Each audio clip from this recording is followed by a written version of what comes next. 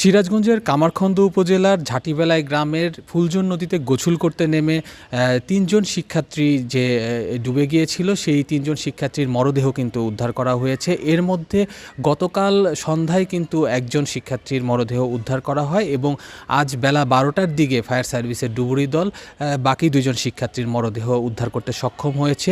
স্থানীয় এবং প্রত্যক্ষদর্শীদের তথ্য মতে গতকাল কামারখন্দের ঝাটিবেলায় গ্রামে স্থানীয় এক বন্ধুর বাসায় তারা 6 জন বন্ধু তারা বেড়াতে যায় এবং বেড়াতে যাওয়ার এক পর্যায়ে বিকেল 4টার দিকে তারা গ্রামের পাশ দিয়ে বয়ে যাওয়া যে ফুলজোর নদী রয়েছে সেই ফুলজোর নদীতে তারা গোসল করতে নামে এবং গোসল করার এক পর্যায়ে কিন্তু 3 জন নদীর পানিতে ডুবে যায় এবং বাকি 3 জন সাঁতরে কিন্তু পাড়ে উঠে আসতে সক্ষম হয় এবং তাদের ডাকাডাকিতে স্থানীয়রা এগিয়ে আসে এবং স্থানীয় ফায়ার সার্ভিসকে খবর দিলে ফায়ার সার্ভিস এবং স্থানীয়দের সহায়তায় গতকাল সন্ধ্যার দিকে কিন্তু রাফিন নামে একজন শিক্ষার্থীর মরদেহ কিন্তু উদ্ধার করতে সক্ষম হয়।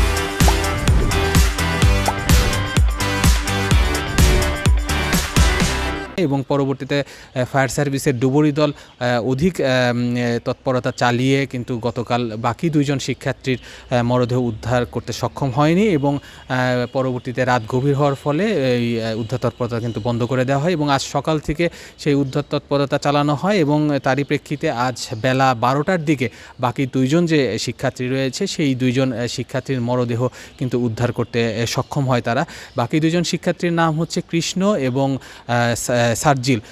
তারা কিন্তু সকলেই সিরাজগঞ্জ শহরে অবস্থিত যে Sirajganj collectorate school and college রয়েছে সেই school and collectorate school and কলেজের 9ম শ্রেণীর শিক্ষার্থী। তারা সকলেই ওই ঝাটিবেলায় গ্রামের তাদের বন্ধুর বাসায় বেড়াতে যায় এবং বেড়াতে গিয়ে তারা নদীতে গোসল করতে নামার পরেই কিন্তু এই দুর্ঘটনা ঘটে। তো এই ঘটনায় কিন্তু এলাকায় একটি শোকের ছায়া কিন্তু নেমে এসেছে। পাশাপাশি এই যে শিক্ষার্থীদের যে পরিবারগুলো রয়েছে সেই পরিবারগুলোর মধ্যে কিন্তু শোকের মাতম কিন্তু বিরাজ করছে।